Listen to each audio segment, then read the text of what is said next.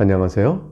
하나님의 말씀을 사랑하여 오늘도 즐거운 마음으로 함께 참여 읽어가는 나그네 교회 교우 여러분, 그리고 그리스도 안의 형제 자매된 교우 여러분, 오늘 우리는 계속 말씀을 읽어오신 분은 알 수 있듯이 시편 119편을 읽어갑니다. 시편 119편은 미리 말씀드렸던 것처럼 8절을 한 연으로 묶어서 히브리어 알파벳 22자의 순서대로 한 연이 시작돼 갑니다. 각 연의 첫 글자는 히브리어 알파벳 첫 글자로 시작되는 단어로 시작되어지죠. 두 번째는 알파벳의 두 번째 글자의 첫 자로 시작되어지는 단어가 시의 맨 앞에 보게 되어집니다. 이런 식으로 22개의 철자로 되어진 각 연이 각 22개 철자된 단어를 각각의 첫 단어로 사용하면서 22개 연이 8절로 각각 구성되어져서 있습니다. 우리는 이제 앞서서 첫째, 둘째, 셋째 한 묶음, 넷째, 다섯, 여섯째 두 묶음 이렇게 봤습니다. 오늘 우리가 살필 것은 이제 7번째, 8번째, 9번째 연으로 되어 있는 24절의 말씀입니다. 49절부터 72절이 오늘 살필 말씀인데요.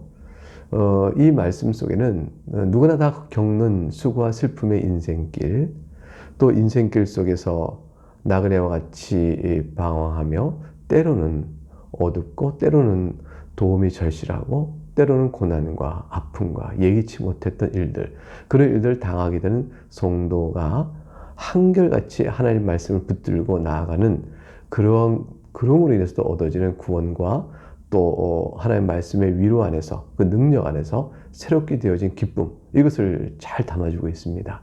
그러므로 하나님의 말씀을 사랑하는 마음이 오늘 읽는 이 시편 속에는 가득합니다. 여러분은 이제 시편 119편 가운데서 많이 기억되는 유명한 구절이 오늘 보는 7, 8, 9 세 연으로 되어 있는 이 구절, 이 단락 속에서 여러분 만나보게 될 것입니다. 이제 첫 번째, 7번째 연인 49절부터 56절의 말씀을 살펴보도록 하겠습니다. 49절, 주의 종에게 하신 말씀을 기억하소서. 주께서 내게 소망을 가지게 하셨나이다. 하나님께서 말씀을 주셨지 않습니까? 근데 그 말씀 속에는 내가 소망을 두고 의지할 만한 약속들이 들어 있습니다. 그러니 주의 말씀을 기억하시사 그 약속으로 말미암아 내가 소망을 두게 하셨사오니, 소망을 갖게 하셨사오니 주여 주의 말씀을 기억하여 주옵소서. 50절 볼까요? 이 말씀은 나의 고난 중의 위로라. 주의 말씀이 나를 살리셨기 때문이다. 결국 이 시편 기자는 여기서 그렇게 말하는 것이죠. 하나님 말씀 속에 있는 약속, 그 약속만이 현재 살아가는 인생 중에 고난과 슬픔과 환난, 여러분이 어떤 형편에 있든지 말이죠. 그것의 유일한 위로가 된다고 말합니다. 그 위로가 되는 까닭은 그 말씀이 나를 살리기 때문이죠. 그 말씀이 없었다고 생각하면, 하나님께서 말씀해 주신 바 된 그 위로의 말씀이 없었다면, 그 위로는 인간 형편에 따라 주시는 상이 아니라 인간이 아무리 험하고 곤고하고 또 절망 중에 있다 할지라도 끝내 우리를 외면치 아니하시고 붙들어 주시고 나를 소송케 해주고 내 영혼이 진토에 붙었다 할지라도 그럴 때도 나를 살려주시는, 내 영혼이 그냥 녹아서 눌려서 녹을지라도 나를 결코 버리지 않으시는 그 하나님의 사랑의 약속, 나를 소송케 해주는 하나님의 사랑의 약속이 그 말씀 속에 있으니 이것이 내가 얼마나 고난 속에서도 위로가 됩니다. 주의 말씀이 나를 살리시기 때문입니다. 이렇게 고백하고 있죠.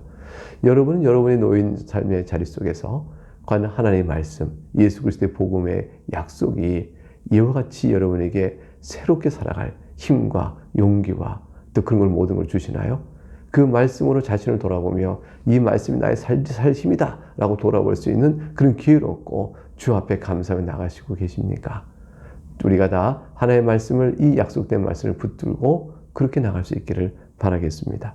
51절에 교만한 자들이 나를 심히 조롱하였어도 나는 주의 법을 떠나지 아니하나이다. 내가 고난 속에 있을 때 교만한 자들은 하나님 믿는다고 네가 당한 꼬라지가 뭐냐 이렇게 말하면서 도리어 손가락질합니다. 네가 하나님 믿는다 하면서 그것이 무엇인가 하고 나의 실수를 꾸질 것이죠. 조롱할 것입니다.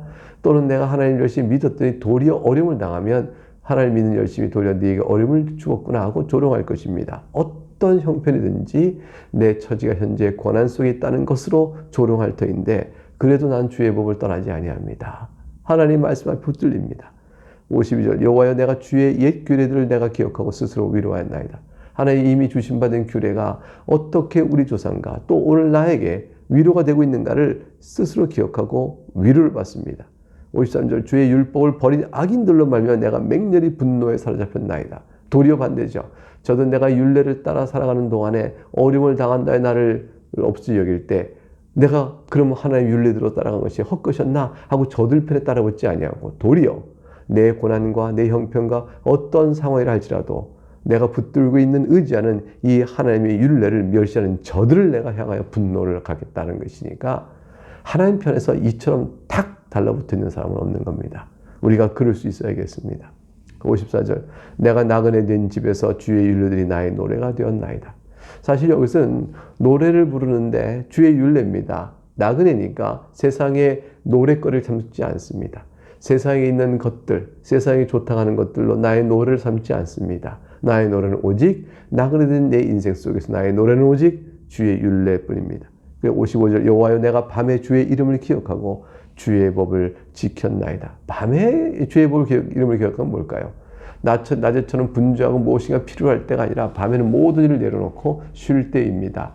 그 고요한 쉼 중에서 나는 주의 이름을 기억했다라는 것이고요. 또 비유적으로 보면 밤이라는 것은 어려운 때예요. 활력이 넘칠 때가 아니라 이제 고난 속에 있을 때죠. 그럴 때 나는 주의 이름을 기억하고 주의 법을 지켰다. 그러니까 낮이나 밤이나 이라 할지라도 나는 주의 이름을 기억하고 주의 법을 지켰습니다. 라고 말하는 것이죠. 56절 내 소유는 이것이니 곧 주의 법도를 지킨 것이니이다. 그랬어요. 내 소유는 이것이니 곧 주의 법도를 지킨 것이다. 내 소유란 건 뭘까요? 내게 있는 것, 내가 가지고 있는 것이죠. 내가 가지고 있는 것은 주의 법도를 지킨 것이다. 이게 무슨 말이냐면 주의 법도를 지키는 것이 내 것입니다. 즉 나는 주의 법도를 지키는 것을 나의 습관으로 삼아 나의 생활, 나의 실천적인 습관으로 삼아서 주의 법도를 지키며 살아왔습니다. 라는 뜻이죠. 이제 두 번째 연을 볼까요? 여덟 번째 연이 되는데 오늘 살필 두 번째 연은 여덟 번째 시편 전체 119편 전체 여덟 번째 연인데요. 57절에서 64절까지 말씀입니다. 여호와를 분기로 삼는 자, 여호와를 나의 몫이다, 나의 유업이다, 그는 나의 자랑이요, 나의 상급이다 라고 자신의 분깃, 자기 몫으로 삼는 자가 얼마나 하나님의 말씀을 기뻐하고 사랑하는지, 자기와 같이 똑같이 하나의 법도를 사랑하는 자들과 더불어 나아가는 형제의 사랑됨으로 인한 기쁨의 찬양, 이런 것이 이제 지금 읽을 57절 64절 사이의 내용에 담겨 있습니다. 57절을 보면 여호와는 나의 분깃이니, 이게 너무 좋은 말이에요. 나는 너의 상급이니라 주님께서 아브라함에게 나타나 말씀하셨을 때 얼마나 기쁠까요? 여러분 지금 하나님께 여러분에게 나타나셔서 내가 너의 상급이요, 내가 너의 분깃이요, 이렇게 말하면 여러분 이게 얼마나 기쁜지 아세요? 하나님이 내 편이고 내가 하나님의 베푸신 유업에 참여한 자가 되었다 생각할 때 그 기쁨을 생각해 보세요. 나의 상급은 하나님 당신이십니다. 하나님 한 분이십니다라는 것에 오는 기쁨을 생각해 보세요. 그러니 내가 하나님이 나의 편이 되고 내가 하나님 편이 되었으니 나는 주의 말씀을 지키리라 하였나이다. 58절 내가 전심으로 주께 간구하였사오니 주의 말씀대로 내게 은혜를 베푸소서. 하나님의 말씀을 지키고 하나님의 말씀을 은혜를 구합니다. 즉 하나님의 말씀을 지킨다는 것은 그 지킴으로 상을 받아 은혜를 구하는 것이 아니고 말씀 속에 담겨있는 은혜를 받는 겁니다. 말씀에 기록된 대로 은혜를 베풀어 주셔서 내가 말씀을 따라갑니다. 59절 내가 내 행위를 생각하고 주의 증거를 향하여 내 발을 돌이켜 싸우며, 무슨 말일까요? 은혜를 베풀어 달라는 말씀 속에, 이 고백 속에 담겨있는 자기 관찰이 있어요. 자기 관찰은 뭐냐면 내가 내 행위를 생각해보니 하나님 은혜로 나를 돌이키소서, 주의 증거를 향하여, 즉 하나님의 교훈과 명령을 향하여 내가 보았더니 내 발을 돌이켰습니다. 그 전에 내가 주의 증거와 주의 교훈에서 떠나 있었습니다 라는 것이죠. 주의 교훈에서 내가 떠나 있었기 때문에 하나님의 은혜를 주여 내가 주께로 돌이킵니다. 은혜를 부어주옵소서. 은혜로 내 발을 돌이키는 것이죠. 내가 내 행위를 생각하니 악하여 주께서 내게 은혜를 베푸시기 원하나이다. 그것이 58절 59절 연결되어 있는 거죠. 그래서 그 은혜를 입어서 60절에 결단합니다. 서원합니다. 주의 계명들을 지키기에 신속히 하고 지체하지 아니하였나이다. 이게 자신이 하나님을 향하여 은혜 받고 은혜를 구하는 자로서의 마땅한 결심입니다. 61절 이렇게 말합니다. 악인들의 줄이 두루 내게 얽혔을지라도 악인의 줄이 팽팽팽 나를 동아리처럼 묶어버립니다. 그럴지라 나는 주의 벌을 잊지 아니하나이다. 어떤 어려움과 어떤 위험과 그것이 오더라도 주의 법을 잊지 않겠다는 단호한 결심입니다. 내가 주의 의로운 규례들을 말미암아 밤중에 일어나 주께 감사하리다. 여기서 밤중에도 마찬가지죠. 쉬는 때라도 사람 육체의 노동을 그치고 쉬는 때라도 내가 주께 일어나서 감사하겠다는 뜻도 되고요. 또는 밤중에 일어나서 가장 곤란하고 어려운 상황입니다. 그렇게 어렵고 곤란한 상황이라도 내가 하나님께 일어나서 감사드릴 것이라. 나는 주를 경외하는 모든 자들과 주의 법들을 지킨 자들 친구라. 이건 너무너무 기쁜 일이죠. 내가 의인의 회중에 들어있다는 거죠. 여러분은 어떤 자들과 함께 한 무리의 내음을 인하여 기뻐하시겠어요? 세상 무리겠어요? 아니면 예수 믿고 같이 하나님의 자녀된 교회 안에 있는 사랑하는 성도들의 무리겠습니까? 어디를 선택하시겠어요? 어느 무리에 있기를 원하세요? 성도들의 무리죠. 이분들과 함께 예배하고 이분들과 함께 교제하고 이분들과 함께 주를 찬양해 나가는 겁니다. 의인의 회중에 들기를 기뻐하시기 바랍니다. 교회에 회원된 것을 기뻐하시기 바랍니다. 64절 여호와여 주의 인자하심이 땅에 충만하였사오니 주의 율례들도 나를 가르치소서. 그래서 성도는 항상 하나님께 얼마나 우리에게 긍휼과 자비와 인자를 베푸시는지 그걸 마음속에 늘 갖고 그것이 땅에 충만하였다. 부족함 없는 하나님의 인자하심과 그걸 통한 죄의 용서와 은혜 베푸심, 이 모든 걸 생각할 때 내가 하나님께 감사함으로 주의 율례, 하나님의 법도를 또 잘 배워 주께 나가길 원하나이다. 이렇게 말씀을 고백하고 있는 것입니다. 이제 오늘 살필 말씀의 마지막 연, 그 9번째 전체적으로 연인데요. 65에서 72절까지입니다. 고난을 당함으로 오히려 주의 말씀에 대한 사모함과 열심이 더 커지게 되었다라는 걸 이제 이 65절 72절 이번 연에서 볼 수가 있게 될 것입니다. 65절 볼까요? 여호와여 주의 말씀대로 주의 종을 선대하셨나이다. 과연 하나님께서는 주의 종을 선대하셨습니다. 합력하여 선을 이루게 하셨고 항상 나를 미워하고 저주하지 아니하고 나의 많은 허물에도 불구하고 나를 귀히 여겨 하나님께서 선한 길로 인도하셨습니다 라는 뜻이에요. 66절 내가 주의 계명을 믿었사오니 좋은 명철과 지식을 내게 가르치소서. 비록 우리는 어리석어서 하나님의 선하심을 모른다 할지라도 주께서 나를 향하여 선을 베푸시사 주의 계명이 무엇인지를 깨닫고 믿게 하시고 명철과 지식을 내려주셔서 그 계명대로 살아갈 모든 힘과 분별을 주시옵소서라는 것이죠. 67절 얼마나 유명한 말씀이에요. 한번 같이 읽어볼까요? 여러분 아시면 고난당하기 전에는 내가 그릇 행하더니 이제는 주의 말씀을 지키나이다.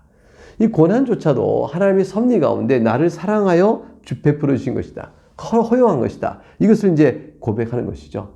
자신이 죄를 범했으면 하나님께서 나를 사랑하여 그 죄 중에 빠진 일을 일정한 일로 일정한 시간 허용합니다. 그리고 그걸 통해서 깨닫고 나오게 될 때 이 사람에게 있어서 주께서 나로 하여금 얼마나 비참한 자요. 본래 내가 어떤 인간인가를 드러내시고 그러나 그럼에도 불구하고 나를 일구어내시다 구원하심으로 인하여 하나님만이 나의 구주임을 알게 하신다.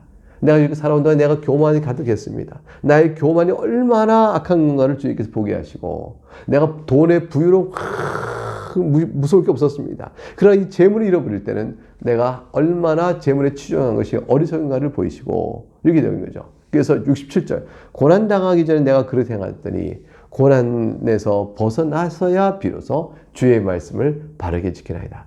탕자의 비유라는 거 아시죠? 그 아버지의 재산을 허락받아서 다 잃어버린 둘째 아들 탕자는 돌아와서 아버지 집에 있는 것이 얼마나 행복한걸 아는 사람이죠. 그러므로 아버지에게 사랑을 진정을 베풀 겁니다. 그러나 첫째 아들은 그러지 못했습니다. 첫째 아들은 자신이 아버지 앞에서 늘 순종해왔다는 사실이 더 앞서져서 자신이 본래 어떤 인간인가를 알지 못하는 데까지 나가는 것이죠. 그래서 자기 동생인 둘째의 돌아옴을 향하여 사랑과 애정으로 대할 수가 없었던 것입니다. 그러나 우리가 67절 본 것처럼 고난당인 내가 그릇 행하되 이제 주의 말씀을 지키나이다. 그래서 고난 속에서 주의 말씀을 배워 익혀 주님을 사랑한 자로 서게 되고요. 그런 자가 될 수 있던 까닭은 나를 항상 선대하시는 하나님의 선한 손길 때문에 68절 주는 선하사 선을 행하시오니 주의 윤례대로 나를 가르쳐서. 69절 교만한 자들이 거짓을 지어 나를 치려하였사오나 나는 전심으로 주의 법들을 지키리이다. 이와 같이 돌아섬에 속에서도 쉬운 일이 아닙니다. 왜냐하면 방에 들어 있는 거죠. 교만한 자들이 거짓으로 나를 치려합니다. 거짓말 안 하잖아요. 근데 거짓을 했다고 묶어서 치려하는 거죠. 70절 그들의 마음은 살쪄서 기름덩이 같으나 나는 주의 법을 즐거워하나이다. 비교해 보세요. 그들의 마음이 살쪄서 기름덩이 같다는 것은 육적인 부요를 그대로 반영하고 있어요. 육적인 부요가 가득 차 있으니까 그들 마음에 하나님의 말씀이 들어올 자리가 별로 없는 겁니다. 그러나 시인은 뭐라고 말해요? 마음이 살쪄서 기름덩이 같다 할지라도 나는 주의 법을 즐거움으로 하나님께 마음을 내어드립니다. 이게 놀라운 일인 것이죠. 육체의 만족이 하나님께 주신 구원의 영생의 기쁨보다 더할 수 없는 겁니다. 71절 그 유명한 말씀. 고난당한 것이 내게 유익이라. 이로 말미암아 내가 주의 율례들을 배우게 되었나이다. 고난을 도리어 당함으로 인해서 자신의 큰 유익을 얻었다고 되어 있습니다. 깨닫는 것이 무엇일까요? 이전에 몰랐던 것. 고난당함으로 인해서 하나님의 도우심이 얼마나 선명하고 분명한가를 미처 깨닫지 못했던 일들. 또는 고난당함으로 내가 얼마나 연약한 자인가를 몰랐었는데 이제 드러나게 되는 일들. 이 모든 일들이 다 하나님의 은혜를 더 깊이 깨닫게 되는 것이죠. 그래서 이런 말면 내가 주의 율례들을 배우게 되었나이다. 주의 율례를 배우게 됐다. 하나님께 나를 은혜로 베풀어 주신 교훈들, 내가 마땅히 걸어가야 할 길들이 무엇인가를 가르친 내용들을 이제 비로소 마음으로 더 크게 깨닫게 되어지는 것이죠. 그래서 고난당한 것이 유익입니다. 고난이 스스로 자초된 것이거든, 또는 애매하고 모호하게 또는 이유도 없이 당하는 것이든 그 어떤 형편이 상관없어요. 우리에게 낮춤이 되어진 것이죠. 고난은 우리를 낮춥니다. 낮춰진 나의 형편이 내가 오히려 그걸 통해서 고난 속에 있지만 하나님의 율례를 배우게 되었나이다. 그때 깨닫는 것은 주의 입의 법이 내게는 천천금보다 좋습니다. 이렇게 말하는 것이죠. 주의 말씀만이 그 속에 내가 위로가 있고 내가 어떤 존재인지를 드러내주며 내가 어떻게 주 앞에서 살아야 할 것인지 갈 길을 보여주니 주의 입의 법이 내게는 천천금보다 좋습니다. 이렇게 고백하게 되어집니다. 사랑하는 교회 여러분, 여러분들은 어떤 인생 안에서 살고 있습니까? 어떤 형편에 놓여 있습니까? 과연 오늘 주신 말씀처럼 67절 고난당한 자에게는 내가 그릇 행하였더니 이젠 주의 말씀을 지키나이다. 71절 고난당하신 내게 유익이라. 이런 말면 내가 주의 율례를 배우게 되었나이다. 연결하면 어떻게 될까요? 고난당하기 전 내가 그릇 행하여 주의 율례를 배우지 않고 지키지 아니하였으나 고난당한 것이 유익이 되어 도리어 내가 이제 주의 율례를 배우고 지키는 자가 되었나이다. 그러니 어느 게 더 유익하겠어요? 고난 없이 주의 율례를 벗어나는, 평안하지만 주의 율례를 떠나 있는 것과 고난을 통해서 주의 율례를 지키는 것과 어느 게 더 낫겠습니까? 당연히 후자 아니겠습니까?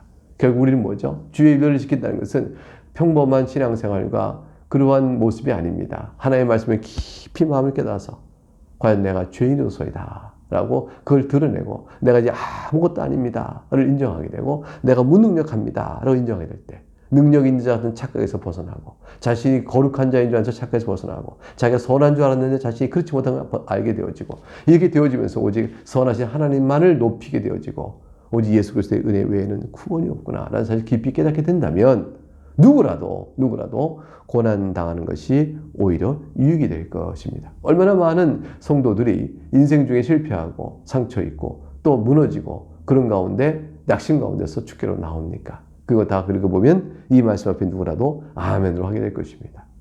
우리 모두가 다 이러한 말씀의 진귀함을 생각하면서 우리 인생도 돌아보면서 베푸신 하나님의 은혜에 감사하는 오늘 하루가 되기를 바랍니다. 네, 오늘 여기서 마치겠습니다. 감사합니다.